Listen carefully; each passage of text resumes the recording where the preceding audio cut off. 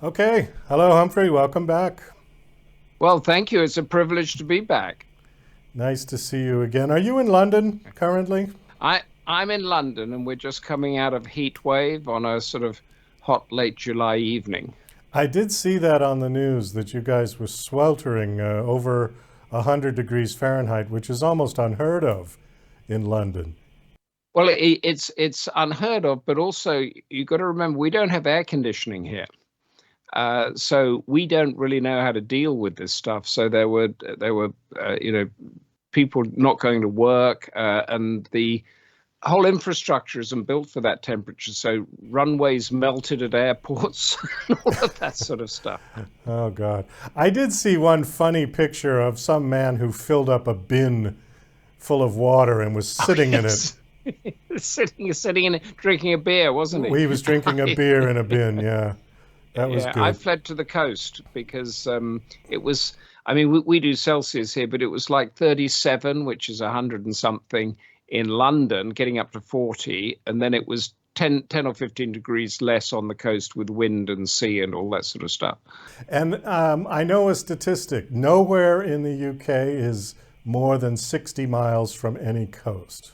Now, I am, You're British and you didn't know that, right? I didn't know that. I really didn't know that. I'm going to check that. As soon as we're off the show, I'm going to check that because I am pretty sure that must be true, but I don't because you say it. But no, I never knew that. Well, you've got water on both sides, don't you? So either way. We have water on both sides, but I got a feeling it's more than 120 miles across. But that's the measurement, is it? Isn't it? Well, 60 miles But from either. So if you were dead center in the yeah, middle, which would be what, about Manchester maybe? Birmingham, Manchester, that would be Okay, dead so center. you if you Yeah. drove 60 miles east or 60 miles west, you'd hit the coast. Well, as soon as this is over, Douglas, I'm gonna check that, If and I'm I'm gonna wrong, get back to you and tell you yeah, if I'm whether wrong, this. we'll have another show just on that. Yeah, okay, that's the deal. And Okay. if you're right, we'll have another show anyway. So the last time you were on, we talked about you as a BBC foreign correspondent. Are you still doing that, or did you retire from that? I wouldn't say retire. I would say that the book writing became more compelling for me. And I've done, I think I've done a non-fiction book, and I'm doing a thriller series now. And the sort of news agenda that drove me for 30 plus years has sort of slipped away. But I will still I do a lot of journalism still. But as far as going out with the camera crew and that sort of thing, I don't do that anymore. Okay. Do all you guys know each other? I mean, are you good mates with Ian Panel? In panel, I know well, and he actually works less than a mile away from where I am now with ABC. He used to be a prominent BBC correspondent who got poached, and so he's been a good colleague over the years. All right, because I did watch when we had that debacle in Afghanistan of the U.S. pulling out, and he was right there on the street doing all. And I loved his interview or his correspondence. I thought they were very, very good. Yeah, I mean he's sort of BBC trained and bred and then poached. And yeah, I mean that's what we do. I mean I think he'd be 10 or 15 years younger than me. But we were brought up with the same ethos, and the same ethos is that when there's something happening, get as far close to the middle of it as you can, and then talk to the people and report what you see. The sort of speculation, the opinion, and that you can leave until afterwards, the analysis, but just report what you see. Quite often you're going to be in there very quickly, you fly in very quickly, you get there, and it's going to be hell. And then you talk to people in desperate situations and you can't help them. You can't say, here, come with me. I'll take you back. You leave them there. You worry about them after you've left. And then you go back to the office. Yeah, it must be heartbreaking, especially with the children, when they're just clamoring and pulling on your shirt tails, trying to get you to take them out, and you can't do anything about it. That would break my heart. Absolutely. I think the Afghan situation, that was about a year ago now, wasn't it? And the Vietnam situation in 1975, of which we all know those familiar pictures, is very similar because you had a whole community of people, a whole society whose dream essentially, the great beacon was the United States and the freedom and the democracy, whatever you want to call it, that it offered. And suddenly the rug was pulled from under them. And instead of being able to get the white picket fence and the Ford Mustang and all of that sort of stuff that they thought that Afghanistan might become or Vietnam might become, they're put back into a dictatorial regime. And that is a wake up call of reality, isn't it? Yeah, indeed. The last time you were here, you were promoting a book or a book series, I believe. You've got several here on your bio sheet, and the one we're talking about today is called Ice Islands. That's right. I've got it here, so I'll show it to the camera. It's Ice Islands, Okay. and it is the fourth in what I'm calling the Reiko Zena series. So I think the first time we talked, it was either Man on Ice or Man on Edge, which was the first and the second. And it features an indigenous Alaskan islander called Reiko Zena. And that came about because in 2015, I went on a BBC assignment to report from the US-Russian border. And 2015 was just after Russia had taken Crimea. So those tensions with Ukraine had begun. And I thought, well, hold on a second. Europe's always a bit of a proxy when it comes to the US and superpowers. Where do these two countries actually meet? And what I didn't realize, and people I talk to, not many people sort of know this, is that the border is actually on a narrow strip of water on two islands that are less than 3 miles apart. And one of those islands is essentially a Russian military base, and the other island is an indigenous Alaskan island with 80 people on it. And I went there and did a report from it, and looked at how that border was protected. But I flew in, a bit naively. I flew in on a helicopter expecting one to pick me up the next day, but fog and weather came down, and I was there for about 10 days. Oh. So I was sort of looking across. Do you remember Sarah Palin said when she was running for vice Sure, president yeah. that Alaskans or Americans can see Russia from their backyards?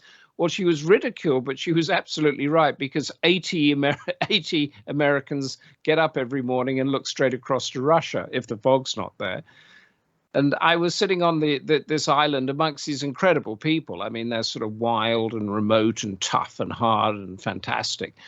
Incredible people thinking, okay, so what happens if a fleet of Russian helicopters come across and take this island and puts up the Russian flag? What would happen? And then I thought, okay, so who should my hero be if I write this thriller? And I went through the traditional familiar types of, special forces, people of this and that. And then I thought, well, hold on a second. The toughest, most intelligent, best people around for this sort of thing are actually living with me. So my hero became Reiko Zena, who was a sort of amalgamation of all the people that I was with, who had got off basically an indigenous settlement that was filled with those problems of drug and domestic abuse and that, joined the Alaska National Guard, and was so good that he was sent on operations to Afghanistan and Iraq, and happened to be on the island when the Russians invaded. That was the first book, Man on Ice. And then since then, it was meant to be a standalone. The publisher wanted to do another one. I wanted to do another one. So we did Man on Edge. Then we did Man on Fire. And then I ran out of things for a man to be sort of respectably on. So the next one, I said, well, let's drop that motif and call the next one Ice Islands. So this was, okay, first of all, the islands are Diomede, if I'm not mistaken, right? No, in this, the island in all the other books is Diomede, but this particular one, Ice Islands, is based in the Baltic Sea and some islands between Finland and Sweden. Oh, I see. And those, okay. and those islands were, they're very interesting because they were a flashpoint for a war after the First World War. Finland have the sovereignty to those islands, but it's predominantly Swedish, ethnically Swedish. And they were about to go to war. Britain brokered a peace, which is held.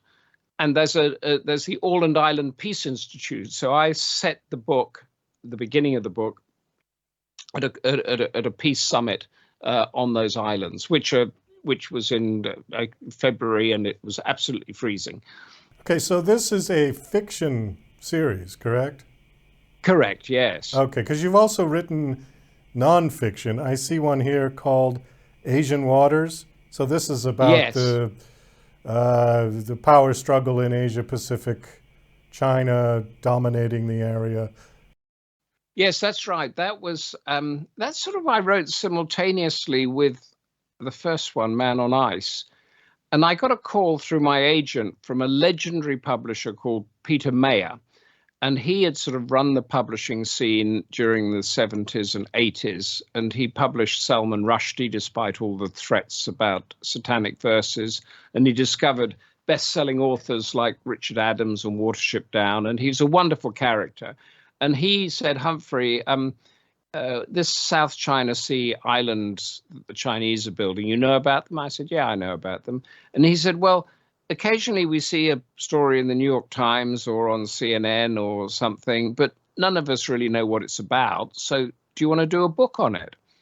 And I said, yes, because my journalistic background, I've had postings in Sri Lanka and Delhi, Hong Kong and Philippines and Beijing. I mean, I sort of breathed this stuff. But what was fascinating is that when I started researching this book to bring my own knowledge up to date, I was discovering dots and links that I never even knew existed.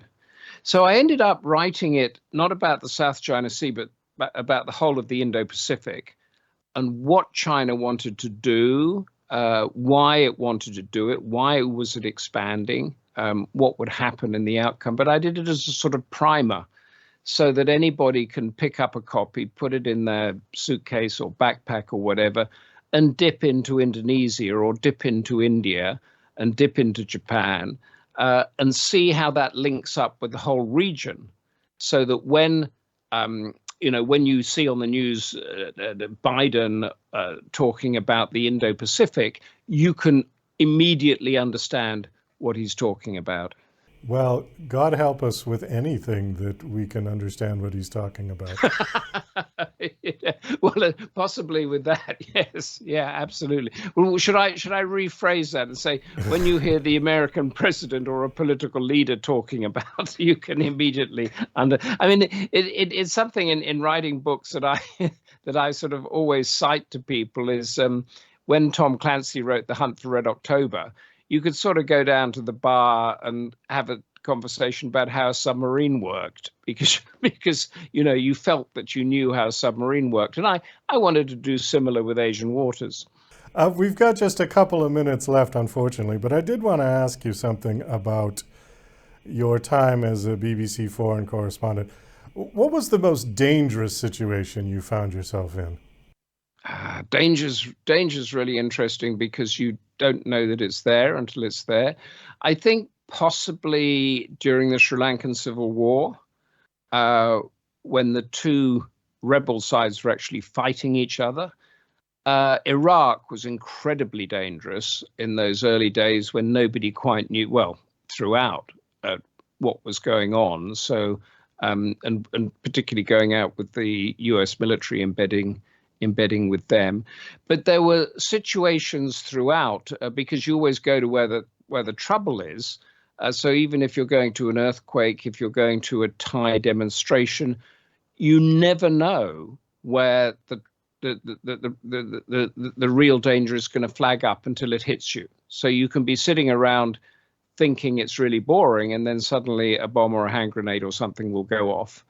There was a great cameraman, he was a Vietnam era cameraman called Neil Davis, who popped out one night because the Thais were having yet another coup, and he was, he was dead.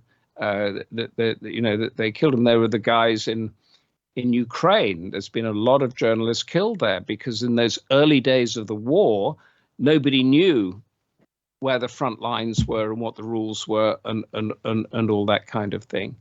Well, I think on that, we're going to have to wind this down. We are out of time. Thank you so much for coming back on the show. It's always a pleasure to speak with you.